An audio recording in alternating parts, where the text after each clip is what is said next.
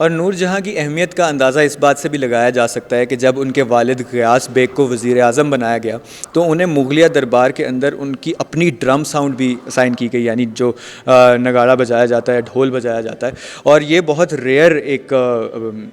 چیز تھی کہ کسی غیر مغلیہ شہزادے یا بادشاہ کے علاوہ کسی شخص کو یہ شرف بخشا جائے۔ اس کے علاوہ نور جہاں کے بڑے بھائی شائستہ خان کو بنگال کا گورنر بنایا گیا۔ نور جہاں کے ایک دوسرے بھائی آصف جاہ کو 9,000 فوجیوں کی کمانڈ دی گئی، اور اس کے علاوہ نور جہاں کی ایک نرس تھیں جن کا نام تھا دلارام، ان کو صدر النساء بنایا گیا، یعنی کہ حرم کے اندر جو خواتین ہیں ان کا ایک طرح سے چیئرمین یا پریزیڈنٹ وغیرہ بنایا گیا۔ تو اس طرح سے آپ اندازہ لگا سکتے ہیں کہ نور جہاں، ملکہ نور جہاں کی پاور کتنی زیادہ تھی، اور ان کے پورے خاندان نے اس رشتے سے کتنا زیادہ فائدہ اٹھایا تھا، اور ان کی پاور پورے ہندوستان میں یا ہندوستان کے افیئرز کے اندر کتنی زیادہ تھی، کیونکہ وہ سب کے سب شہنشاہ جہانگیر کے اتنے کلوز تھے اور ان کے اتنے قریب تھے۔